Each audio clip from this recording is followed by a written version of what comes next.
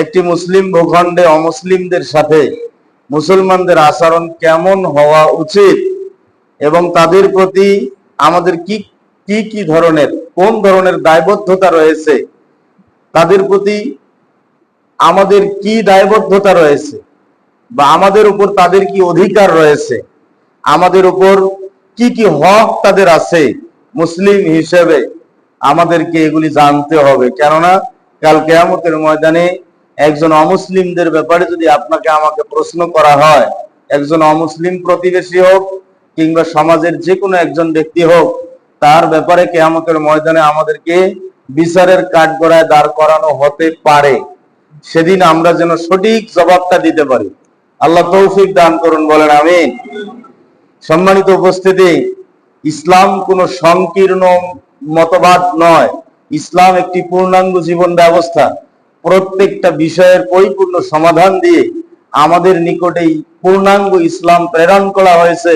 ইসলাম এসেছে সমগ্র মানব জাতির জন্য, অল পিপলস, সমগ্র মানব জাতির জন্য, সমগ্র মানব জাতির হক বা অধিকার সংরক্ষণের জন্যই এই পৃথিবীতে ইসলামের আগমন হয়েছে। শুধুমাত্র মুসলমানদের অধিকার সংরক্ষণের জন্য নয়, মুসলমান সহ পৃথিবীতে যত মানুষ আছে, যত ধর্মের, যত মতের, যত মতাদর্শের, সকল মানুষের অধিকার সংরক্ষণ করার জন্য, সকল মানুষের অধিকার নিশ্চিত করার জন্য আল্লাহ রাব্বুল আলামিন ইসলাম নামক শান্তির বিধান এই পৃথিবীতে মুহাম্মদ সাল্লাল্লাহু আলাইহি ওয়াসাল্লামের উপরে অবতীর্ণ করেছেন। জোরে কোন সুবহানাল্লাহ। এই পৃথিবীতে বিশ্বনবী এসেছেন শুধু মুসলমানদের কল্যাণের জন্য নয়, বরং মুসলমান সহ অন্যান্য সকল ধর্মের মানুষের জন্য। যেভাবে কোরআন নাজিল করা হয়েছে, অনুরূপভাবে বিশ্বনবীকেও সকল মানুষের জন্য রহমত স্বরূপ প্রেরণ করা হয়েছে। বলেন সুবহানাল্লাহ।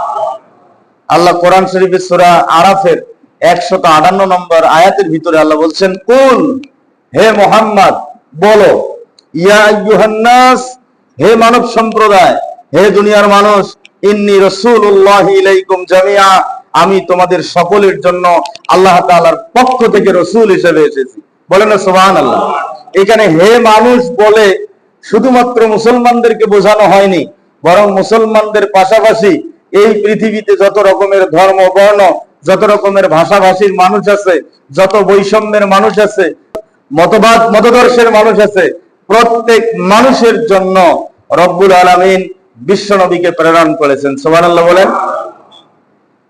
কোরআন শরীফের সূরা আম্বিয়ার 107 নম্বর আয়াতের ভিতরে আল্লাহ বলছেন, ওমা আরসালনাকা ইল্লা রাহমাতাল লিল আলামিন, নবী হে মুহাম্মদ, আমি তোমাকে পাঠিয়েছি দুনিয়াবাসীদের জন্য রহমত স্বরূপ। এখন দুনিয়াবাসী বলতে কি শুধু মুসলমান?